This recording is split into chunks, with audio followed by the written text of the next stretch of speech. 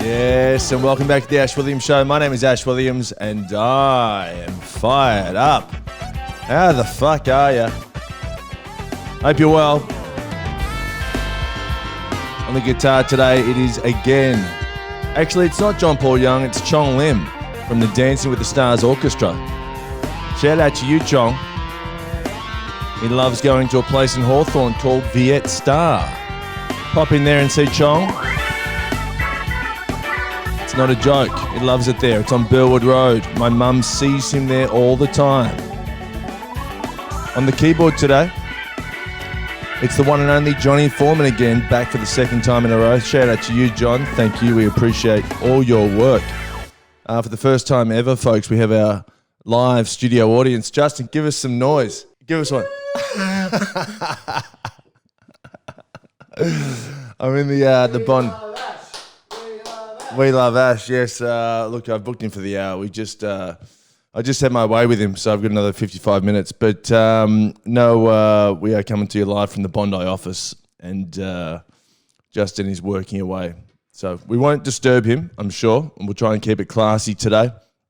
Let's start our show with a simultaneous sip. Get your beverage of choice. I've got my flat white in 3, 2, 1. That's nice. I felt some of you digesting that in some kind of cosmic synchronicity. Well, we shared that together. If you felt that, that's ours forever. Now, I was at a Italian restaurant 2 nights ago, and the waiter, this is the same waiter. Actually, if you listen to the Black Market episodes, it's the same waiter who wouldn't give me spaghetti bolognese. So I ordered spaghetti bolognese 3 times in a row, and he said, "No, I cannot give you a spaghetti bolognese one more time, okay? You need to experiment." And if you know him, you'll know that's a very accurate accent. So I'm in there, and he taps me on the shoulder Monday night and goes, "Ash, my boy, piccolo?" And I go, "Yeah, man, piccolo." "What?" And he goes, "Yeah, piccolo, we're having a coffee." And I said, "Fuck yeah, let's go. Let's drink up some piccolos." And my mate, Rick, who's 60, I reckon Rick's 60, said, "No, I'll have a weak latte." And my Italian waiter said, "How are you supposed to be strong with a weak latte?" And I thought it was such a sage comment to Rick, who was 60, and this other guy was 80, an 80-year-old waiter. Yeah, he didn't own the joint. He just loves his job, okay? And he's a man of morals, and he won't let you order spaghetti bolognese 3 times in a row. He was walking around the place telling everyone he was 65. Isn't that illegal? I'm sure that's like me. Is that like me walking around? So he's taken, I suppose it's only 15 years. I was going to say, is it like me walking around telling everyone I'm 16? But I suppose it's easier to take 15 years off your life when you're at the end of your life. Because 65, 85, tomatoes. Now we do need, oh, by the way, at the fucking restaurant, how's this? We're in there. I tried to get spaghetti bolognese again. He goes, "No, I cannot possibly let you get it." I said, "What? Who do I need to speak to? How much do I need to pay to get spaghetti bolognese at this fucking shithole?" And he's like, he goes, "I'll let you get linguine bolognese." I said, "All right, let's get linguine bolognese." So then he goes on break, and this other woman comes out, right? And my mate Rick knew her. And he says, "What are you doing here?" to her. And she goes, "I've recovered." And I'm sitting there thinking, hang on, what's going on here? Recovered from what? And then Rick said, "Was Corona bad?" And she's got my food. She's carrying my food. And she goes, "Wasn't too bad. Wasn't too bad." So then I stopped and said, "Hang on, do you have Corona?" She goes, "No, I'm recovered." I go, "When?" By the way, put the fucking linguine bolognese down. Put it down. I'm holding like a handgun. Put it down. And she goes, "No, I recovered last week." I said, "Last week?" And I said to her, "How do you feel?" And she said, "I feel great. No symptoms." and that concerned me even more because the number one symptom of having corona is that you feel great. Everyone feels great. Yeah, I've never felt better. If you want to feel alive, get corona. Richard Wilkins was flying when he had corona. The number of live crosses I saw Dickie Wilkins do saying, I feel great. Fuck me, Dickie. But anyway, I ate the linguine bolognese because it's too yummy. It's too fucking yummy. I don't care if I get corona. I feel great. I probably have corona. Shout out to Dickie Wilkins too, by the way. We will get him on the pod. I told you a while ago about how he's storing baskets from Coles in his garage. He would freak out if I told you that, which I've already done. But we'll get him on. We should do it from his garage. And we're going to talk about corona. Maybe we won't talk about corona so much because I know it's sensitive for Dickie. But we'll talk mainly about the baskets, his hair. Maybe I'll get some Botox. Maybe we can Botox party it up in Dickie Wilkins' garage. 7 minutes in, we must get into the show. Do a quick update with Daniel, our dating subject from last week. If you missed it, Daniel wants to be set up. He's a lovelorn gentleman, 31 years old, never been to prison, and he's desperate. He's desperate for love. I don't know if he's desperate, but let's just say he is. It just rolls off the tongue. Desperate Daniel. And we've had some inquiries, I got to tell you, and I don't think they're bots, which is mind-blowing. Don't get me wrong, got a few bots, a lot of Russian women, Daniel. Also, a lot of girls in your area who want to fuck. Yeah, I saw that on Facebook. I'll send that to you. But yeah, if you do want to date Daniel, you need to be in Melbourne or preferably Seaford area, and I will send you out for a linguine bolognese with a side of Corona. Beer, of course.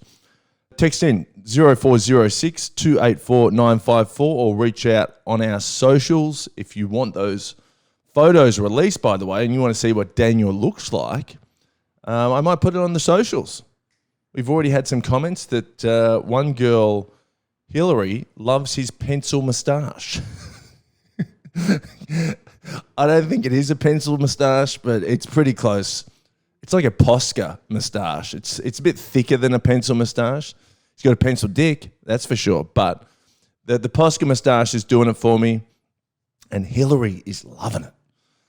Also, from last week, we talked about the sushi train in Sex and the City movie that Samantha did, and I will be attempting the sushi train fully nude this week. And if you want to see that, go to Patreon. Speaking of Patreon, Black Market episode this week, Deli Belly Beat. I want to play you a tease from that episode. It's Tuesday, which means Black Market, baby. And I said, wouldn't it be lovely if there was a part on the train for people who just met each other to get married? Let's dovetail into the scoop. You want some scoopla? And I spoke to the casting director. And by the way, this is the great thing about Black Market. I can talk to you without any goalposts on this conversation. So the casting director's asking me, would I go on it? You can go straight in. Go straight to go, collect 200. And I said, look, I'm on the way to the airport and I just hear in my belly. And I thought, uh-oh, that sounded like the Deli Belly beat. So, which kind of goes in your stomach. It's commonly referred to as the Deli Belly beat.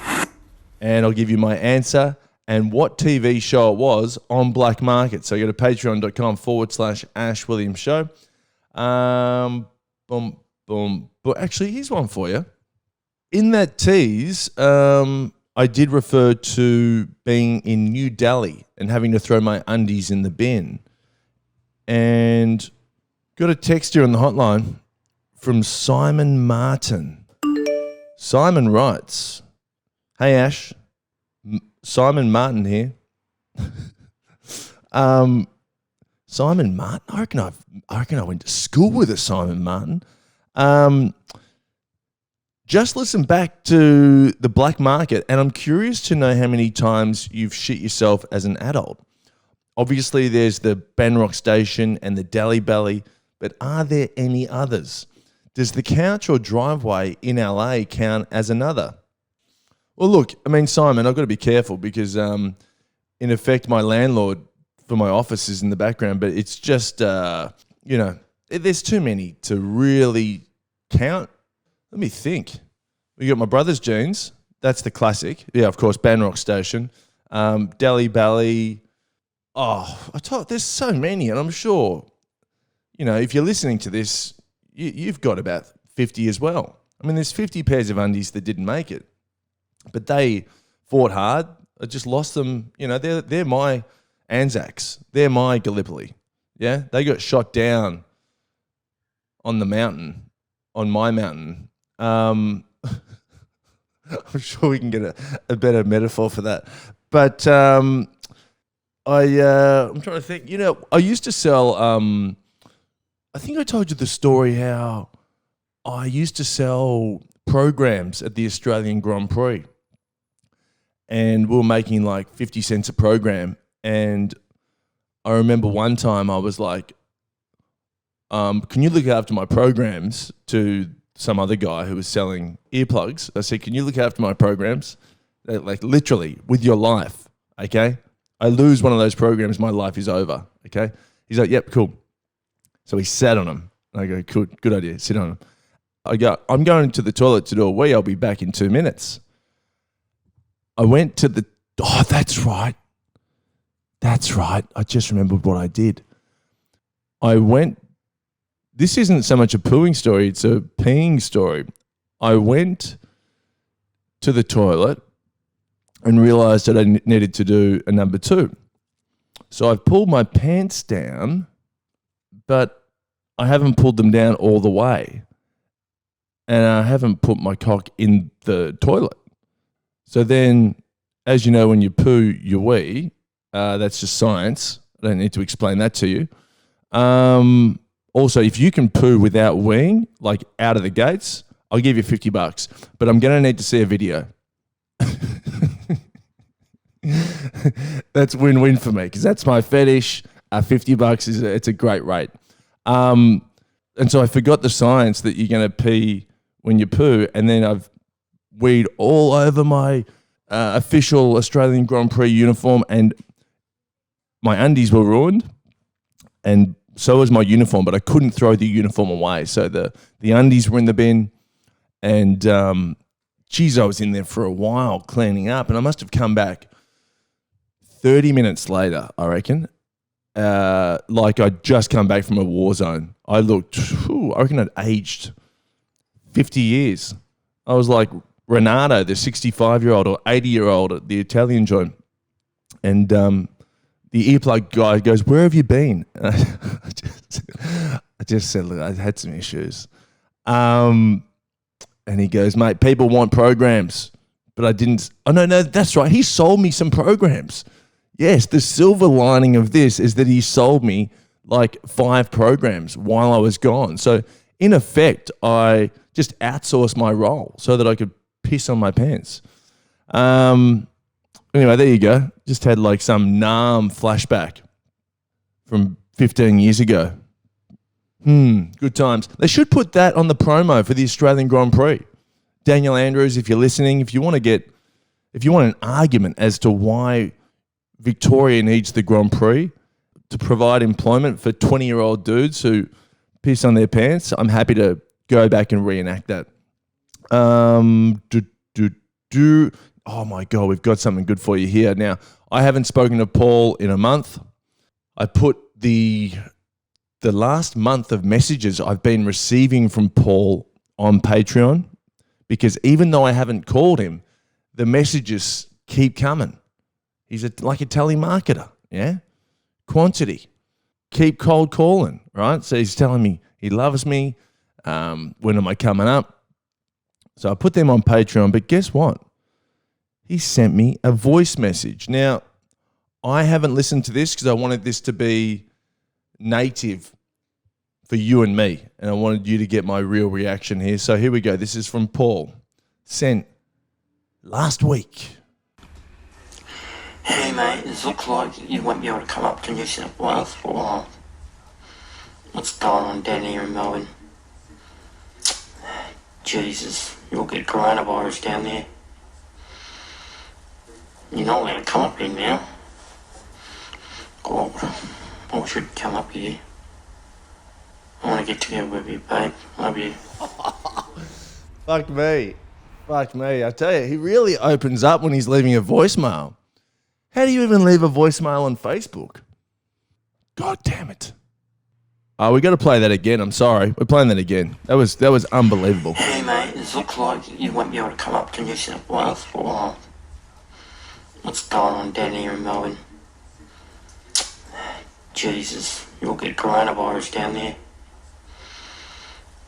You're not allowed to come up here now.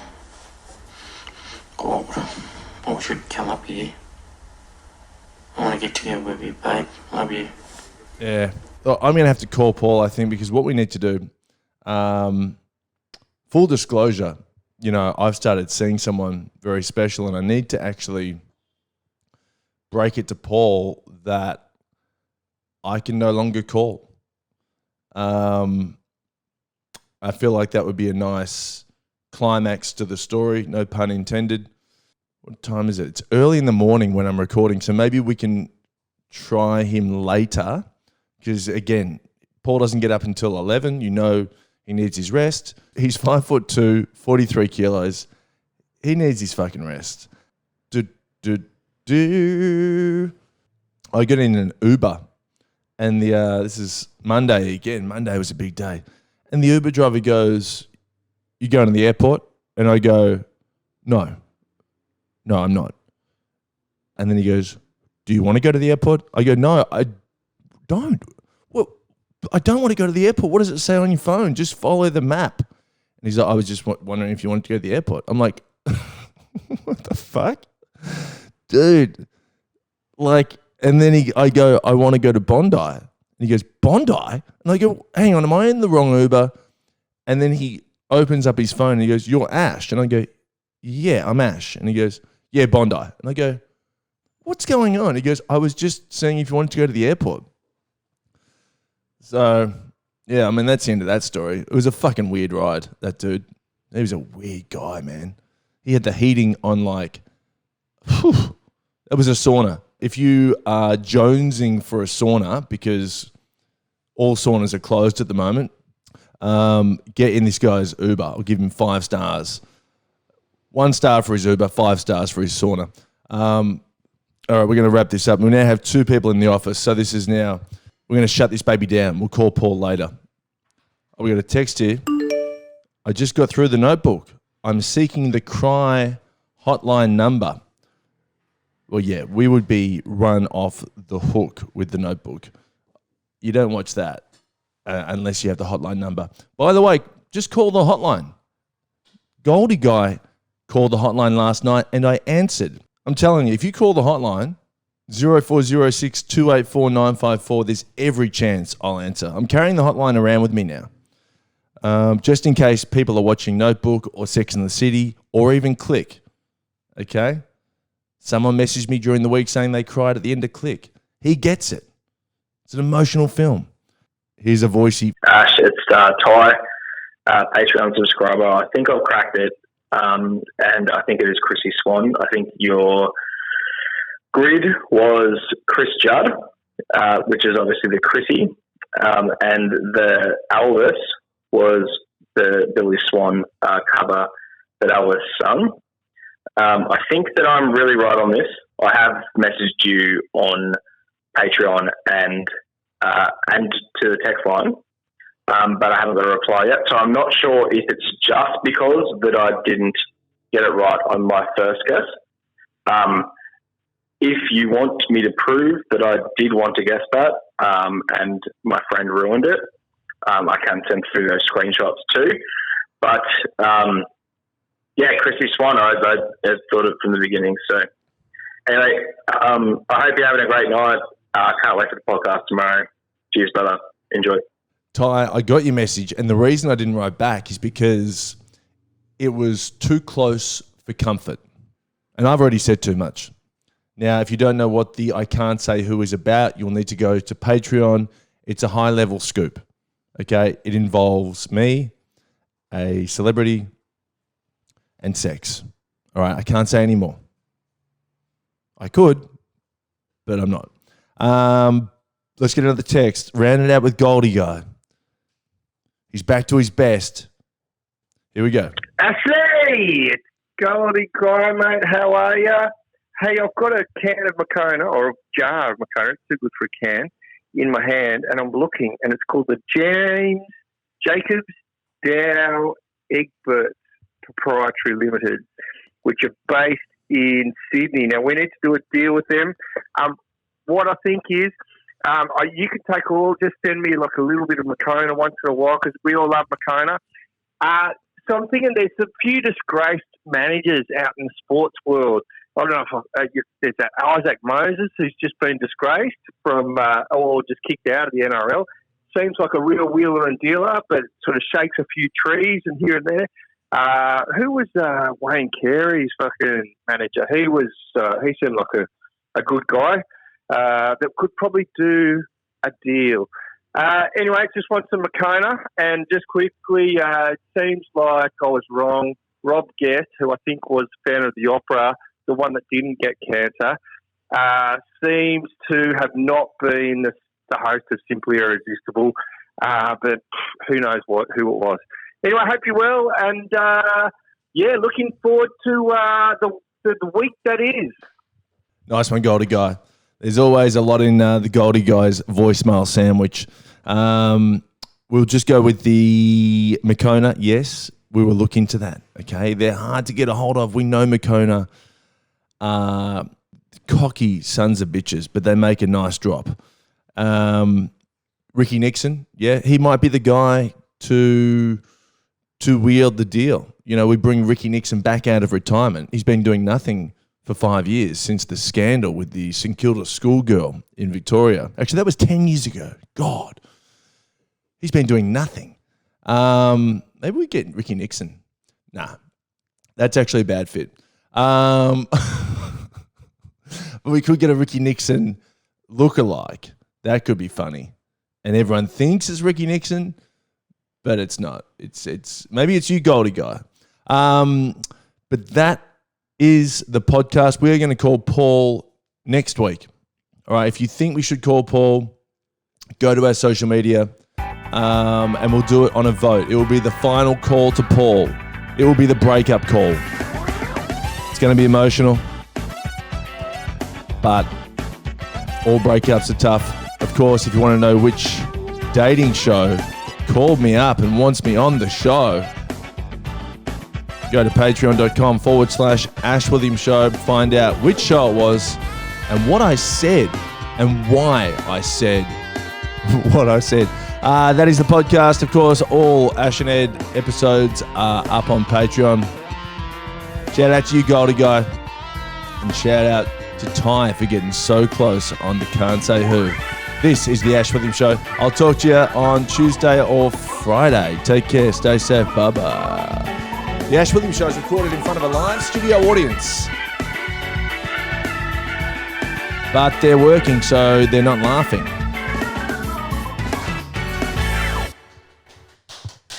Good one, guys. That's it. Did you get any work done? Absolutely.